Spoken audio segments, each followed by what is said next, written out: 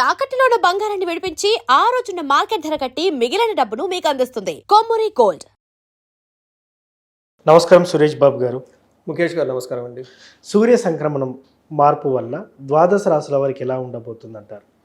So ఇది చాలా variety, చాలా ఇంపార్టెంట్ అండి ఈ ప్యాటర్న్ మనం చేయటం. ఎందుకంటే మనం మంత్లీ ఫలాలు, వీక్లీ ఫలాలు, పక్ష ఫలాలు ఎక్కువగా చూస్తూ ఉంటాం అనమాట. అదేంటంటే ఆ పర్టికులర్ టైంలో అన్ని గ్రహాలతో కలిపి ఎలా ఉంటుందని చూస్తూ ఉంటాం. బట్ ఇక్కడే మనం చేసే ప్యాటర్న్ ఏంటంటేనండి, సూర్యుడు ఒక్కడు మారటం వల్ల ఎలాంటి ఎఫెక్ట్ 12 రాశుల మీద ఉంటుంది అనేది మనం ఇప్పుడు చేయబోతూ ఉన్నాం. ఎందుకు ఇది ఇంపార్టెంట్, ఈ ప్యాటర్న్, ఈ విధానం ఎందుకు ఇంపార్టెంట్ అంటే, సూర్యుడు ఎప్పుడైతే ఒక రాశి నుంచి ఇంకొక రాశి మారుతూ ఉంటారో దాన్ని సంక్రమణ అంటారు. చాలా చాలా ఇంపార్టెంట్. మనకి ఒక సంవత్సరంలో 12 సంక్రమణాలు ఉంటాయండి మనకి. అందుకనే మకర సంక్రాంతి, మేష సంక్రాంతి, ఇప్పుడు రాబోయే సంక్రాంతి వృషభ సంక్రాంతి అంటారు. అంటే ఈ 30 డేస్ ఈ వృషభ రాశిలో ఉండటం వల్ల, ఈ 30 డేస్ ఒకే రాశిలో ఉండటం వల్ల 12 రాశుల మీద ఎలాంటి ప్రభావం ఉండబోతుందో మనం చెప్పుకోబోతున్నాం.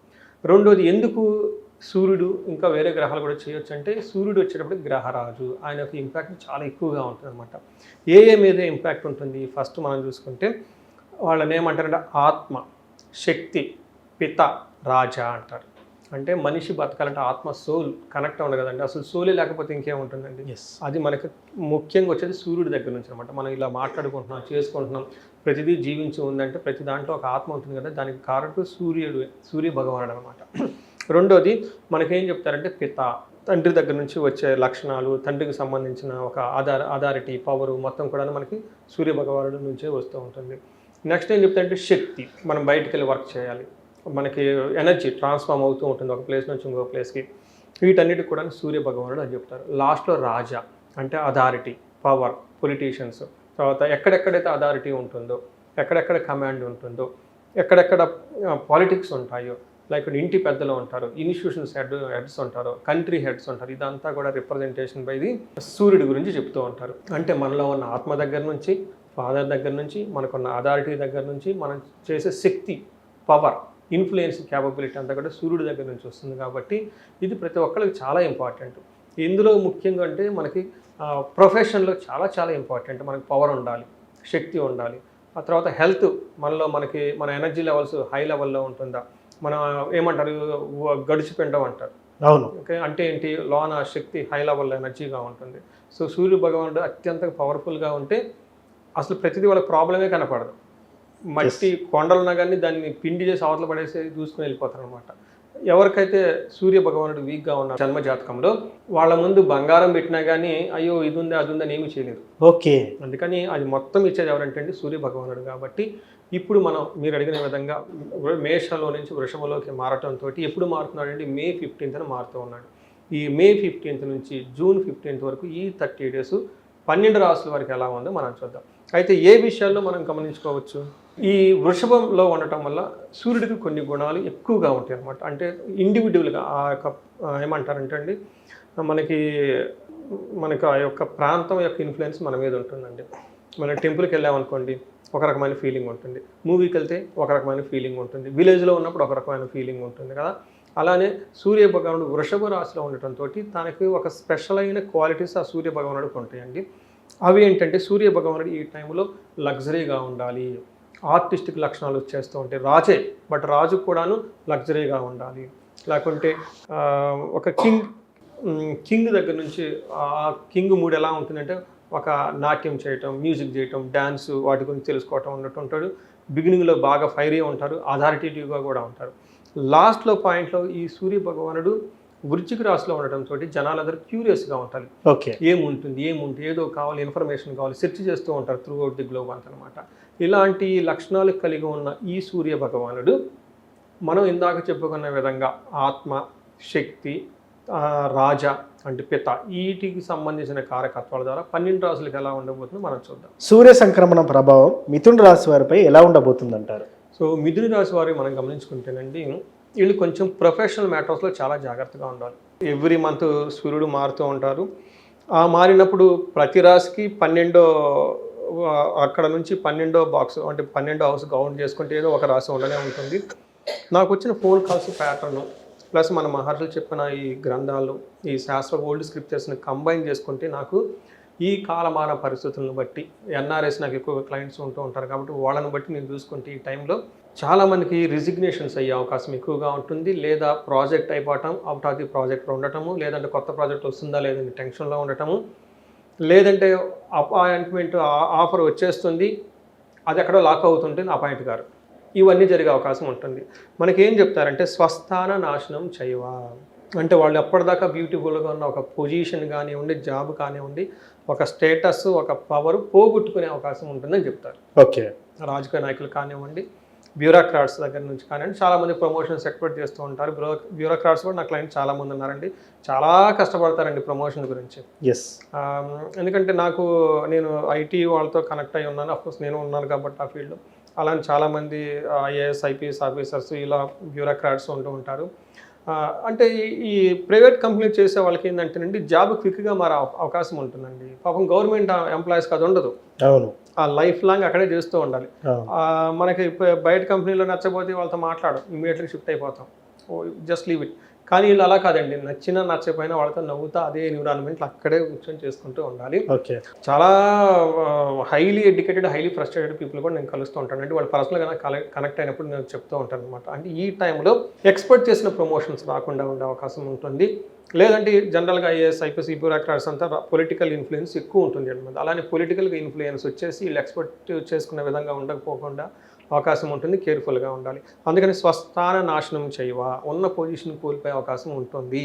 తర్వాత బంధురోగ ధనవేము అంటే బంధువులకు కానివ్వండి, లేదంటే వీళ్ళకి కానీ రోగాలు వచ్చే అవకాశం ఎక్కువ ఉంటుందని చెప్తారు. అంతేకాకుండా ప్రాణ పర్యంతం ఆపత్యం అంటారు, అంటే ప్రాణం పోయే అంతగా పరిస్థితులు ఉంటాయని చెప్తుంటారు. అంతేకాకుండా అవమానం, వీళ్ళకి ఇన్సల్ట్ కాదు. చూడండి, ఒక జాబ్ పోతుంది సడన్గా, ఎంత అవమానం అండి.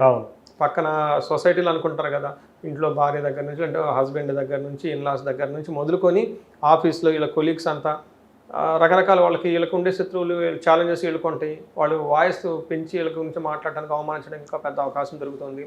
అందుకని ఇవన్నీ జరిగే అవకాశం ఎక్కువగా ఉంటుంది. ఈ రాశి వాళ్ళు కొంచెం జాగ్రత్తగా ఉండటం ఎంతైనా అవసరం. రెమెడీస్ ఖచ్చితంగా చేసుకోవటం ఇంకా అవసరం. ముఖ్యంగా సార్, ఈ రాశి వారికి రెమెడీ ఏం చేసుకుంటే బాగుంటుంది అంటారు ప్రత్యేకంగా? సో ముఖేష్ గారు, సూర్య భగవానుడికి ఒక్కొక్క గ్రహానికి ఒక్కొక్కటి ఇష్టం ఉంటుంది, ప్రీతికరం అంటారు. ఉదాహరణకి మనం సూర్య భగవానుడికి తీసుకుంటే నమస్కారాలు, సూర్య నమస్కారాలు అంటే బాగా ఇష్టం. నమస్కార ప్రీతికరుడు అంటారు సూర్య భగవానుని. అంటే సూర్యుడికి ఎదురుగా నుంచుకొని నమస్కారం చేయటం, యోగా. మనకి సూర్య నమస్కారాలు అని చెప్పేసి యోగాలో ఒక 12 రకాల సిరీస్ మొత్తం కలిపి యోగా సూర్య నమస్కారాలు అంటారు. అలానే సూర్య భగవానుడు నమస్కార ప్రియుడు, అంటే నమస్కారం ఎక్కువ చేసుకుంటూ ఉండాలి. అలానే శని తీసుకున్నాం అనుకోండి, తైలాభిషేక ప్రియుడు అంటారు అనమాట. అలానే గురువు వచ్చేటప్పటికి శుశ్రూష అంటే సేవ చేయాలి, పక్కన కూర్చొని అది ఇది అందించడం, ఆయన దగ్గర ఉండటము, సేవ చేస్తూ ఉంటే గురువు బాగా హ్యాపీ ఫీల్ అయిపోతాడు. అలానే మరి సూర్య భగవానుడు దేనికి హ్యాపీగా బాగా ఫీల్ అయిపోతాడంటేనండి 2 పనులు చేయాలి. ఫస్ట్ది ఒకటి నమస్కారం, సూర్య నమస్కారాలు కనుక చేస్తూ ఉంటే బాగా తృప్తి చెందుతూ ఉంటాడు. రెండోది ఫాదరు ఫిగర్ లాంటి వాళ్ళని, పెద్దవాళ్ళని, వాళ్ళ దగ్గర ఆశీర్వాదం తీసుకోవటం, వాళ్ళతో అగౌరవంగా మాట్లాడకుండా ఉండటము, రెస్పెక్ట్ ఇస్తూ ఉండటం. అలానే ఎవరికైతే బాగలేదో బట్టలు కానివ్వండి, స్వీట్స్ ఇలాంటివి కొన్ని వాళ్ళకి ఇస్తూ ఉంటే వాళ్ళ ఆశీర్వాదం తీసుకుంటే బాగా సూర్యుడు బాగా హ్యాపీ ఫీల్ అవుతాడు. ఇది వాళ్ళు చేసుకునే సింపుల్ రెమెడీస్ అండి. అయితే కొన్నిసార్లు వాళ్ళ సమస్య తీవ్రత చాలా ఎక్కువగా ఉన్నప్పుడు వాళ్ళు అవి చేసుకుంటే సరిపోదు. ఎడిషనల్గా ఏం చేయాలంటే వీళ్ళు మనకి సూర్యుడికి సంపూర్ణ శాంతి పూజలు అని ఉంటాయి. అంటే ఏంటి, సూర్య భగవానుడికి సంబంధించి జపం చేయించడం, ఒక 7000 సేపు మూలమంత్ర జపం తీసుకొని జపం చేయించడం, ఒక ఇద్దరు బ్రాహ్మణోత్తములు చక్కగా కూర్చోమంటే చేస్తారు. అలానే చిన్న అగ్ని కార్యం, ఒక చిన్న హోమం చేయటము, అలానే సూర్యుడికి సంబంధించిన తర్పణం చేయటము, దానం, గోధుమలు కనుక ఎర్రగుడ్డలు కట్టి దానం కనుక చేస్తే విపరీతంగా కలిసి వచ్చేస్తుంది. ఇవి ఏమంటారు, జప దాన తర్ప హోమాదులు ఇవన్నీ చేయటాన్ని ఒక ప్రక్రియని ఏమంటారంటే సంపూర్ణ శాంతి పూజలు అంటారు. ఇవి కొంచెం టెక్నికల్గా ఉంటాయి కాబట్టి ఇండివిజువల్గా చేయలేరు. బట్ దగ్గరలో ఉన్న వాళ్ళ టెంపుల్స్ కానివ్వండి, బ్రాహ్మణ సంఘాలు చాలా ఉంటాయి, పురోహితులు, వాళ్ళ దగ్గరికి వెళ్ళి వేద పండితులు వాళ్ళ దగ్గరికి వెళ్ళి ఇదిగో మాకు ఇలా కావాలని వీడియోలు చూసామని వాళ్ళు చెప్తే వాళ్ళకి అర్థం చేసుకుంటే వాళ్ళు చేసేస్తారండి. ఇవి కాకుండా ఆదిత్య హృదయ స్తోత్రం అని ఉంటుంది, వెరీ వెరీ పవర్ఫుల్ రెమెడీ అండి. ఆదిత్య హృదయంతో పాటు వీళ్ళు ఇంకా ఎక్స్ట్రాగా ఎడిషన్గా దానికి హనుమాన్ కార్యసిద్ధి మంత్రం అని ఉంటుంది. It's a very powerful combination అండి. 2 కాంబినేషన్, ఈ 2 చేసుకుంటూ ఉంటే చక్కగా ఉంటుంది. ఇవి కాకుండా వీళ్ళకి ఏమైనా ఎవరికైనా ప్రాబ్లమ్స్ అంటే ఇవి కాకుండా వాళ్ళు ఇండివిజువల్ జాతకం కనుక చూపించుకొని మనకి ఇది చాలా ఇంపార్టెంట్. ఎందుకంటే మనం చెప్పుకుంది ఇప్పుడు గోచార రీత్యా మాత్రమే ఫలితాలు ఉంటుంది.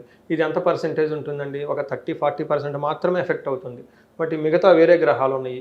అది కాకుండా వీటితో పాటుగా వాళ్ళ యొక్క ఇండివిజువల్ జాతకంలో దశాభుక్తులు కూడా చూడటం చాలా చాలా ఇంపార్టెంట్. ఎందుకంటే దశాభుక్తులు బాగుంటే అది మనిషికి వెన్నుముకలాగా స్ట్రాంగ్గా ఉంటుంది. కేమద్రుమ యోగం ఉంది వాళ్ళది, చంద్రుడు మంచి సపోర్ట్ ఇచ్చే పొజిషన్ లేడు. ఇప్పుడు ఏదైతే దశ నడుస్తుందో దానికి సంబంధం అంటే ఈ దశ ఏదైతే నడుస్తుందో ఈ రెండు యాక్టివేట్ అయిపోయిన వాళ్ళకి చూడండి అంత బాగా చేసిన వాళ్ళు. అందుకని ఎవరికైతే 35 to 45 years ఏజ్ ఉండి అద్భుతాలు చేశారు, బ్రహ్మాండంగా వాళ్ళకి ట్రాక్ రికార్డు ఉంది, కానీ ఈ టైంలో వాళ్ళు స్ట్రక్ అయ్యారు, ఫైనాన్స్ కానివ్వండి, బిజినెస్ కానివ్వండి, పర్సనల్ లైఫ్లో రిలేషన్షిప్తో ఇబ్బంది పడిపోతున్నారు అనుకుంటే ఒక్కసారి మనకి కన్సల్ట్ అయితే వాళ్ళకి అసలు చూపించుకుంటే తెలుస్తుంది వ్యవహారం ఏంటి, ఎందుకు ఆగిపోయాం అనేది.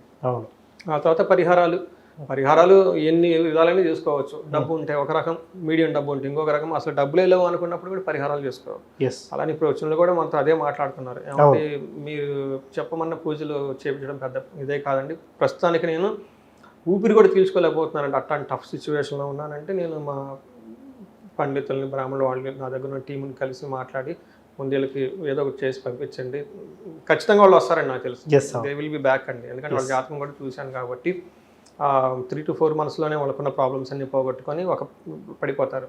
ఇది ఎందుకు చెప్తున్నానంటే మనం ఈ సూర్య సంచారం గోచారం రిజల్ట్తో అనుకూలంగా ప్రతికూలంగా ఉన్నప్పటికీ కూడాను ఎక్కడైనా ప్రాబ్లం కనుక ఉంటే ఖచ్చితంగా వాళ్ళ ఏజ్ 35 to 40 మధ్యలో ఉండి లైఫ్లో స్ట్రక్ అయి ఉంటే ఒక్కసారి మనకు కన్సల్ట్ అయితే వాళ్ళకి చూసి ఆ టైంలో ఉన్న గ్రహ దోషాలు, ఆ టైంలో ఉన్న శాపాలు మనం స్క్రూటినైజ్ చేసి వాటి కనుక పరిహారాలు చేసుకుంటే, రెమెడీస్ చేసుకుంటే జీవితం 10 రెట్లు ముందుకు వెళ్ళిపోతుంది. ఎక్కడ ఆగరండి వాళ్ళు. ఎందుకంటే వాడు ఆల్రెడీ ప్రూవెన్ ట్రాక్ ఉందండి, ఆల్రెడీ ట్రాక్ ఉంది, మధ్యలో పాప ఇక్కడ ఆగిపోయారు. అది సెట్ చేసామనుకోండి ఇంకా దూసుకొని వెళ్ళిపోతారు. నేను ఇప్పుడు వాళ్ళకి వచ్చింది అదే చెప్పాను, ఏమండి మీరు ఏది జరిగిన లైఫ్లో మంచిగా జరిగింది, ఇప్పుడు మళ్ళీ సెకండ్ ఇన్నింగ్ దెబ్బతిన్న పుల్లాగా మీరు స్టార్ట్ చేస్తారు. ఎక్కడ ఆగరు, ఎవరిని ఎక్కడ పెట్టాలో అక్కడ పెడతారు, ఎవరు ఎక్కడ ఇచ్చాలో అది చేస్తారు. ఎందుకంటే ఆ థాట్ ప్రాసెస్ వాళ్ళకి ఆల్రెడీ డెవలప్ అయింది ఇంటర్నల్గా. సో అలా ఎవరైనా ఆగిపోయి ఉంటే మనకు కన్సల్ట్ అయితే మనం వాళ్ళకి హెల్ప్ చేయొచ్చు. సో ముఖ్యంగా రెమెడీ కూడా ఏం చేసుకోవాలనేది కూడా చాలా చక్కగా చెప్పున్నారు సార్. పెద్దవారికి సేవ చేయడం అంటే సూర్యునికి సంబంధించిన రిలేటెడ్గా రెమెడీస్ చెప్పున్నారు. Thank you very much. ధన్యవాదాలు.